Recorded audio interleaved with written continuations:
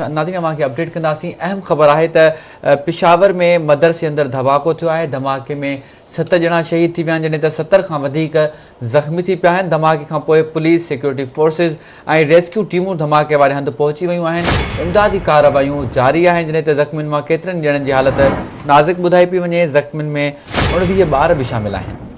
अवांखे update कंदा हलूं। Breaking news है तो पेशावर में देर कॉलोनी में मदरसे अंदर धमाको थियो आहे। धमाके में 7 ॼणा शहीद थी विया आहिनि, जॾहिं त 70 खां वधीक ज़ख़्मी थिया आहिनि। धमाके खां पोइ पुलिस, सिक्योरिटी फोर्सिस ऐं सिक्योरिटी टीमूं धमाके वारे हंधि पहुची वियूं आहिनि। इमदादी कार्रवायूं जारी आहिनि। ज़ख़्मियुनि मां केतिरनि ई ॼणनि जी हालत ॻणती जोगी ॿुधाई पई वञे। ज़ख़्मियुनि में 29 ॿार बि शामिल आहिनि। धमाको टाइम बम ज़रिए कयो वियो आहे। धमाकेदार मवाद बैग में रखी मदरसे आंदो वियो। इहो चवणु आहे पुलिस जो।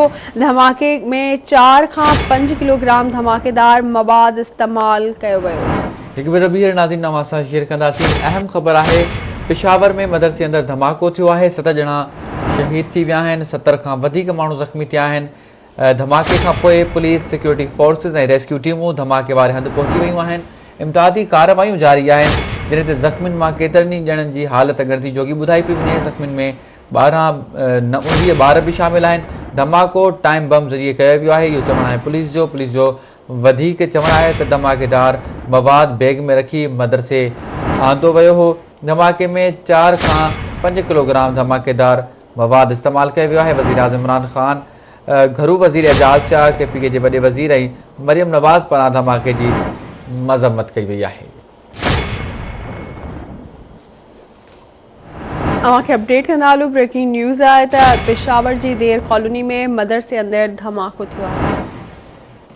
धमाके के नतीजे में 7 ॼणा शहीद थी विया आहिनि, 70 खां वधीक ज़ख़्मी थिया आहिनि। धमाके खां पोइ पुलिस, सिक्योरिटी फोर्सिस ऐं रेस्क्यू टीमूं धमाके वारे हंधि पहुची वियूं आहिनि। इमदादी कार्रवायूं जारी आहिनि।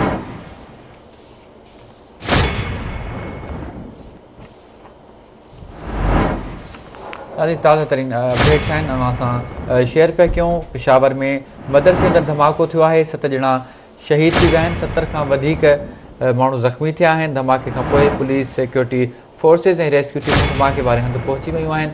इमदादी कार्रवायूं जारी आहिनि।